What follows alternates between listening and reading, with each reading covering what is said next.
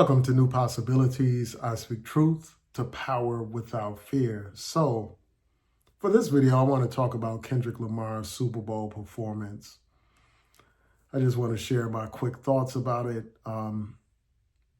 I saw it live during the Super Bowl, and it was a decent performance. It was a good performance. You know, he had good dance sequences, a decent song selection. Although it wasn't the best, it was a decent song selection. You know, he had some powerful symbolism in the performance.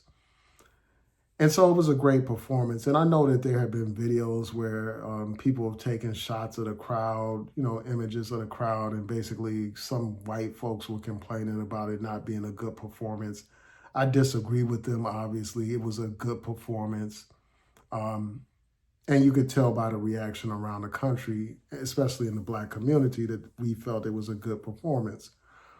But with that being said, you know, when I woke up on Monday, I saw this long Facebook post about the performance, and this person was like decoding all the symbolism in the performance. And a lot of this stuff is obvious. It didn't require anybody to decipher it or decode it or anything like that. It was just plain and obvious what the message was. But people are acting like it's so deep and so profound that you need to write a whole damn essay and think pieces about it. You know, and later I saw articles in various magazines where people were, and newspapers where people were going on and on about how wonderful and how deep and profound and how revolutionary this performance was. And some people suggested that it was some kind of protest and all this and that. And as I was reading that, I just thought about how people love to overhype things. You know, people just hype things up, make them deeper than what they are. You know, they're characterizing this football performance as if it's some kind of revolutionary act, which is pure nonsense. And I'm going to go into that. You know, it was just another performance, but people are acting like this was some great revolutionary protest. It was not a protest, it was a performance.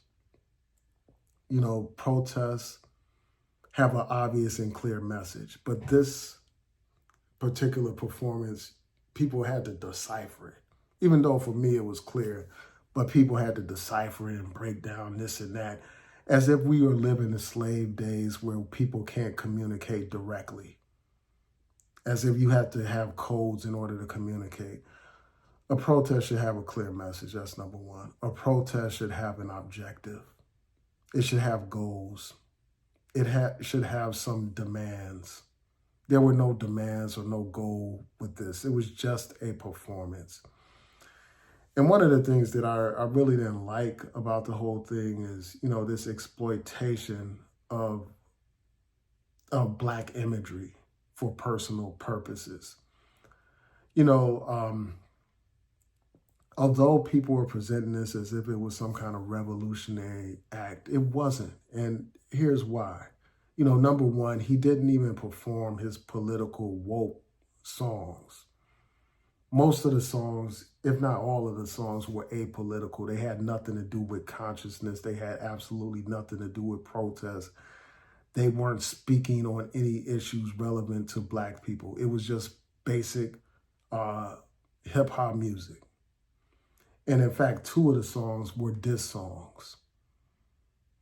And the highlight of the night was his biggest hit ever, and that's a song that's talking about another Black rap artist, Drake.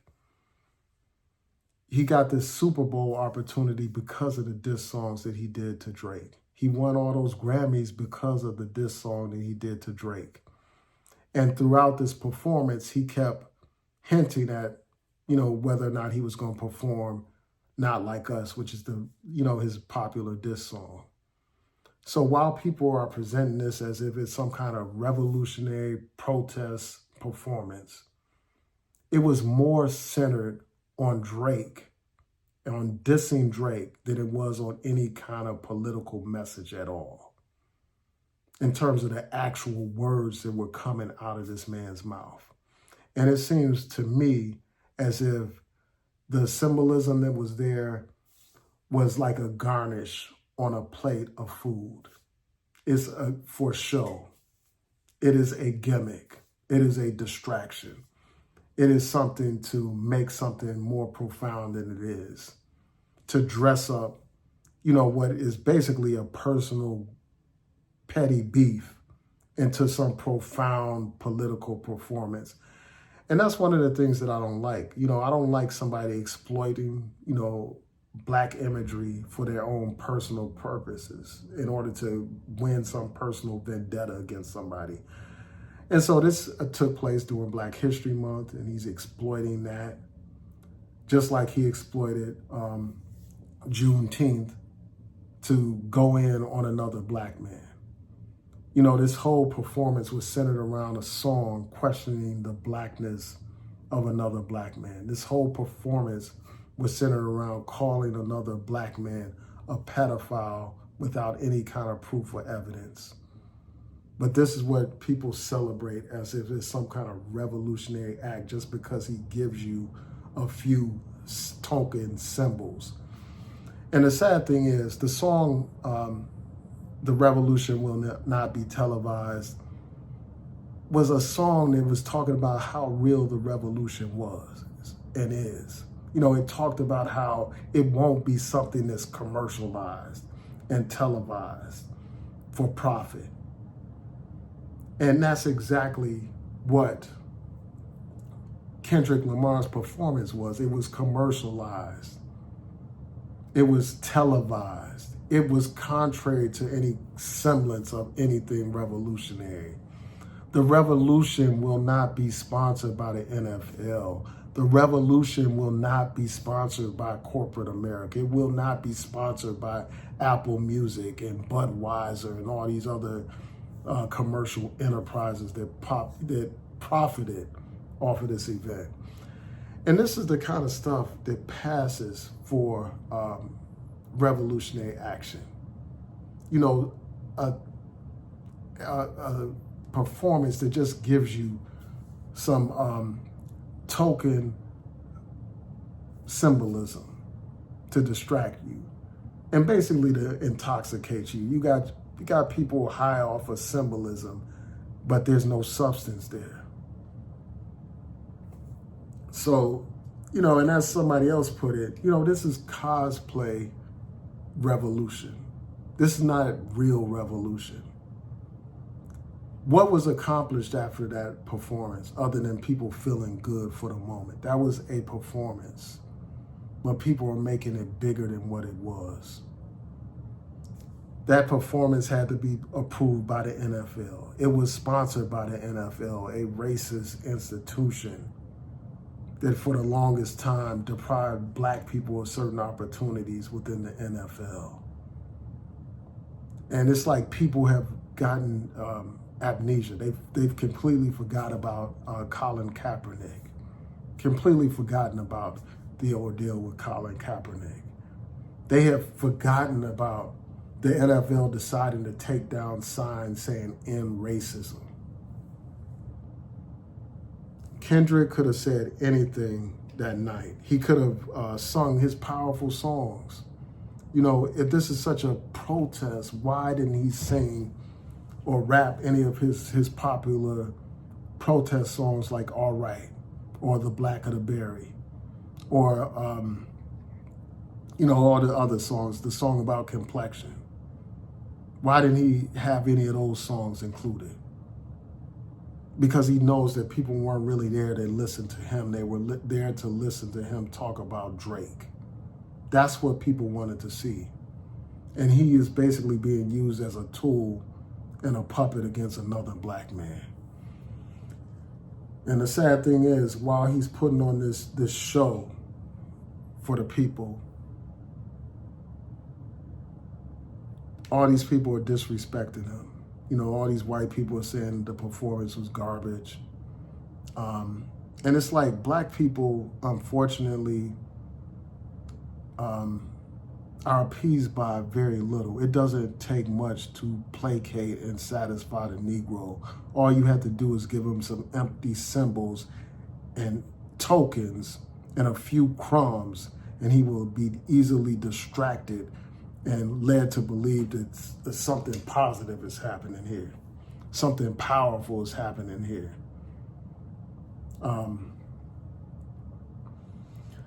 Yeah, so that's what I have to say about that, man. I just think that it's overhyped. Um, and that's not to say that there's anything, like, I'm not saying that something's wrong with Kendrick and all this and that. I'm just saying that it is not, that performance was not what people are making it out to be.